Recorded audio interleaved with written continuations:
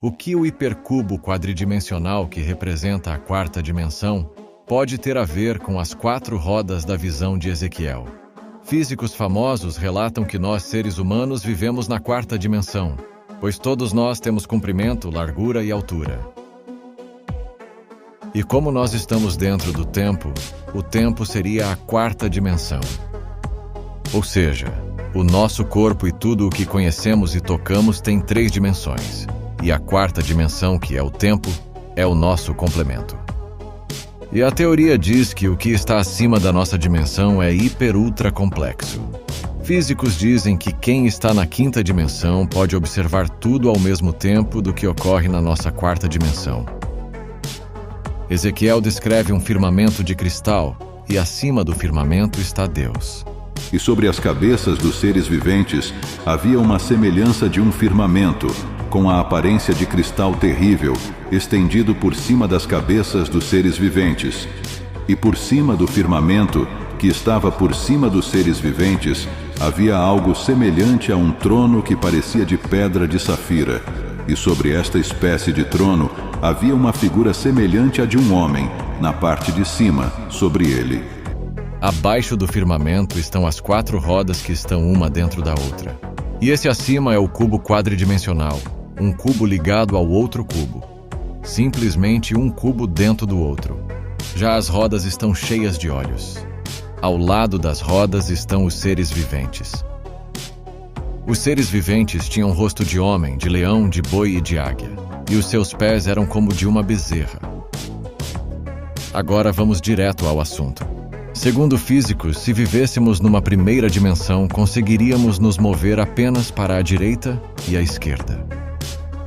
Agora, se vivêssemos na segunda dimensão, continuaríamos sendo totalmente planos.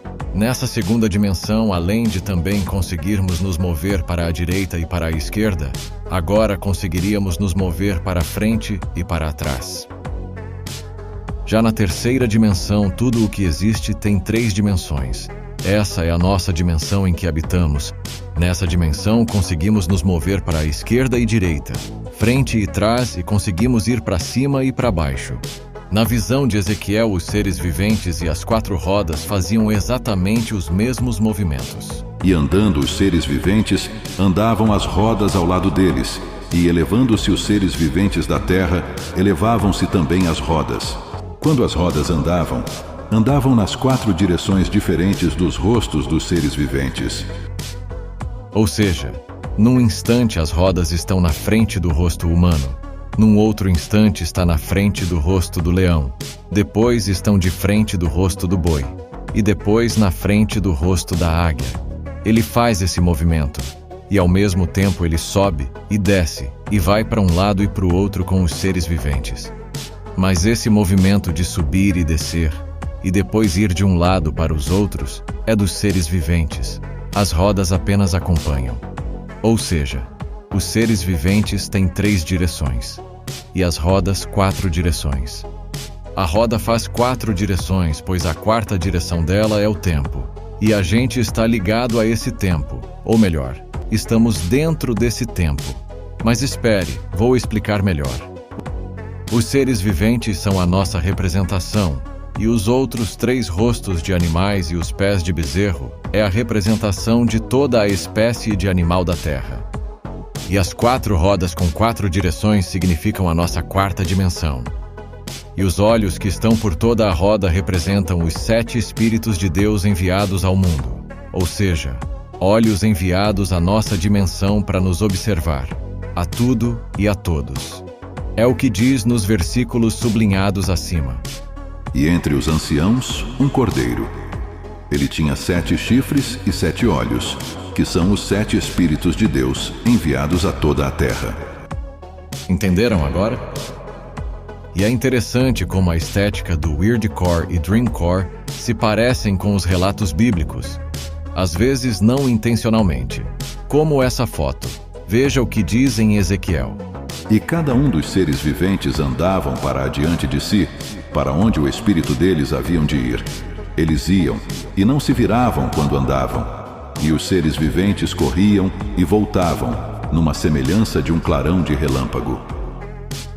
Os olhos do Senhor estão em todo o lugar, contemplando os maus e os bons. Veja essa fala do Carl Sagan sobre como seria se nós, seres humanos de terceira dimensão, aparecesse num mundo de segunda dimensão. Ele diz que apenas uma parte bem pequena do nosso corpo apareceria para os habitantes da segunda dimensão. Lembrando que é só um exemplo, pois não existe um mundo de segunda dimensão.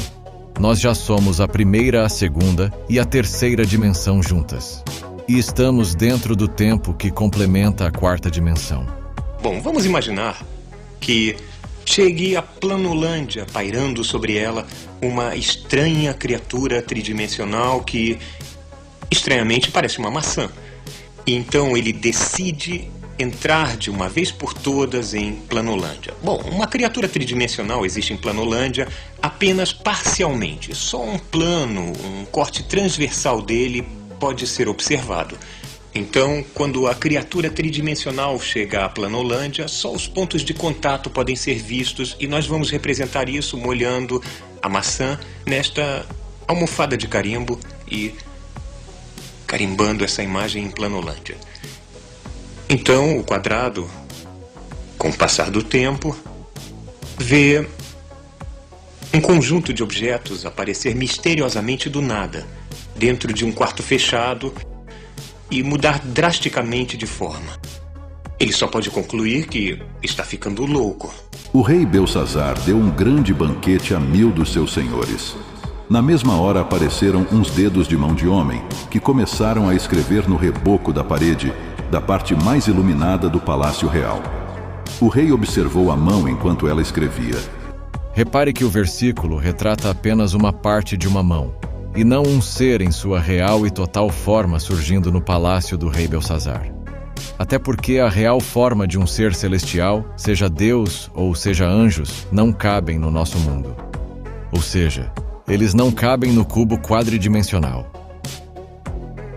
Por isso, em Apocalipse 20:11 é dito que, quando se iniciar o tribunal do julgamento, fugirá a terra e o céu da presença de Deus. Pois a dimensão de Deus não se comporta ao cubo quadridimensional tesserato, que é aonde vivemos. É como se o cubo quadridimensional explodisse. E de fato explodirá quando Deus vier julgar o mundo no vale da decisão. Mas o dia do Senhor virá como o ladrão de noite, no qual os céus passarão com grande estrondo, e os elementos ardendo se desfarão, e a terra e as obras que nela há se queimarão. Lembrando que o universo está dentro do cubo quadridimensional. Mas continuando no assunto, Deus às vezes mostra de uma forma entendível aos olhos humanos, ou às vezes em sua não totalidade, como foi o caso das mãos. João, por exemplo, viu o céu de uma maneira representativa, a começar pela pedra branca que ele visualiza na revelação do livro de Apocalipse. Pedra branca antigamente era a certidão de nascimento de um bebê. E nós iremos receber essa certidão no céu, mas não em forma de pedra como era antigamente e nem em papel como é atualmente. Por isso está escrito: nenhum olho viu, ouvido nenhum ouviu, mente nenhuma imaginou o que Deus preparou para aqueles que o amam. Essas 4 rodas, uma dentro da outra, talvez não seja exatamente a forma ilustrativa mais correta, pois quando se fala de 4 rodas, se fala exatamente de 4 rodas e 4 direções frente aos rostos dos seres viventes. Ou seja, a forma mais fiel das rodas é essa. Ela tem comprimento, largura e altura. E se contarmos a divisão da roda, teremos o número 4, representando assim o tempo. Bom, e o que significa o espírito dos seres viventes descrito por Ezequiel? Para onde o espírito queria ir, eles iam, porque o espírito do ser vivente estava nas rodas. O espírito do ser vivente é simplesmente o sopro do fôlego de vida dada por Deus a Adão na criação.